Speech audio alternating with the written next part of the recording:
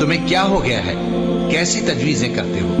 کیا تمہارے پاس کوئی کتاب ہے جس میں یہ بات پڑھتے ہو کہ جو چیز تم پسند کرو گے وہ تم کو ضرور ملے گی؟ یا تم نے ہم سے قسمیں لے رکھی ہیں جو قیامت کے دن تک چلی جائیں گی کہ جو کچھ تم طے کر لو گے وہ تمہارا ہوگا؟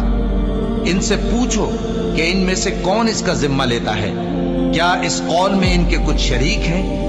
اگر یہ سچے ہیں تو اپنے شریکوں کو لے آئیں۔ جس دن پنڈلی سے کپڑا اٹھا دیا جائے گا اور کفار سجدے کے لیے بلائے جائیں گے، پھر وہ سجدہ نہ کر سکیں گے۔ ان کی آنکھیں جھکی ہوئی ہوں گی اور ان پر ذلت چھا رہی ہوگی، حالانکہ پہلے اس وقت سجدے کے لیے بلائے جاتے تھے جبکہ وہ صحیح و سالم تھے۔